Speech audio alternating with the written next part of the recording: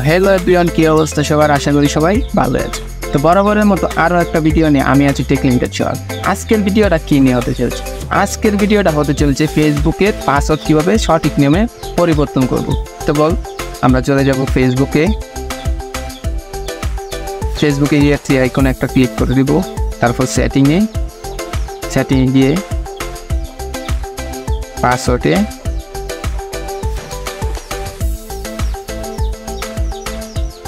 কি আপনার যে পাসওয়ার্ডটা আগে আছে, মানে বর্তমানে আপনি যে পাসওয়ার্ডটা দিয়ে ইউজ করতেছেন ওই পাসওয়ার্ডটা প্রথম আপনার দিতে হবে।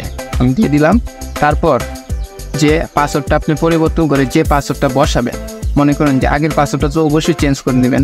তারপর দ্বিতীয় পাসওয়ার্ডটা যেটা দিবেন সেই পাসওয়ার্ডটা এই জায়গায় লিখে নেবেন।